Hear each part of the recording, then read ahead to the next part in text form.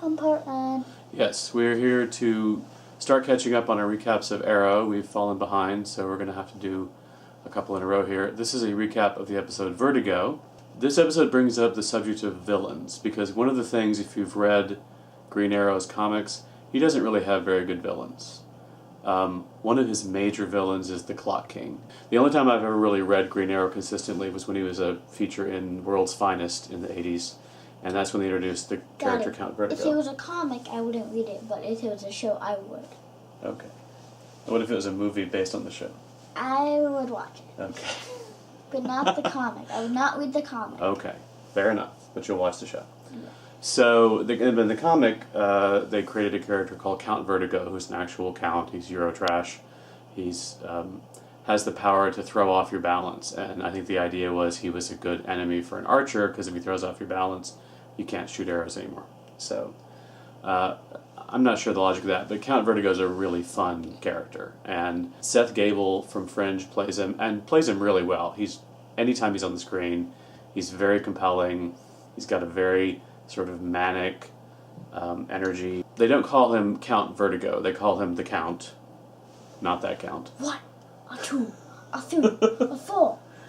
Not that 1 Count. drug, 2 drug, 3 drug, 4 drug, 5 drug. No, not that kind of count. The drug is called Vertigo.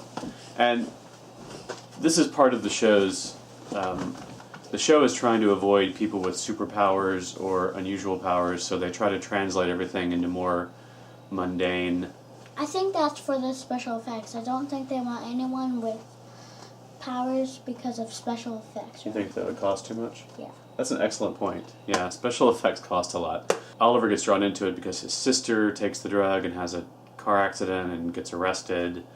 And then this judge, who's sitting on the court of plot devices, rejects a plea agreement and basically says she has to go to jail unless the count is caught, which doesn't make any sense at all. She has no information.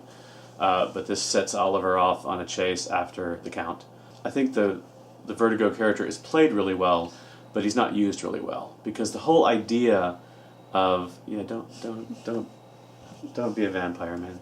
When they actually come to a confrontation, he very quickly disarms the count, and then decides. And here's where the story really kind of breaks down. He decides to basically kill the count just right there. The police are entering the building. He's caught him. There's no particular reason why... Yeah, he injects him. There's no particular reason why he has to execute him, but he decides to do that. And then his police antagonist stops him from killing the guy. Although he does inject him with enough vertigo to basically drive him insane. So we'll probably see him again. He did go insane. Remember? Yeah, he's insane. And I think the next time we see him, he'll be a much more fun, probably kind of crazy Joker-esque villain. I think they've laid some seeds here. They also, we want to talk about the island? Oh yeah. What happened on the island? So the Chinese guy who's awesome, It's awesome.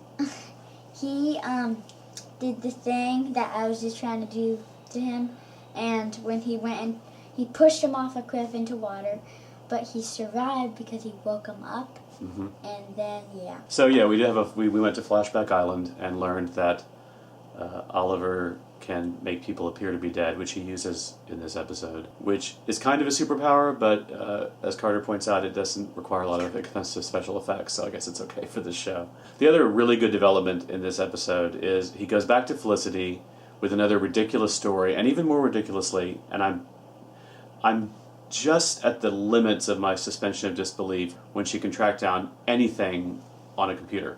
But now she gets a sample of Vertigo and does a chemical analysis and finds out where the water came from, and they track it to a particular building, which I don't buy. But what was good is that she basically tells Oliver at the end, I'm not fooled, I understand you're on some weird thing, and I'm not an idiot. So, and then turns out she has a copy of the list she got from Walter. This obviously sets up a confrontation. The book. Give me the book. With Oliver's mother. So a lot of good plot ideas laid down here. Alright, we're going to watch the next episode, and then we'll add that recap. Thanks for watching. We'll see you later. Bye. Alright. Good job.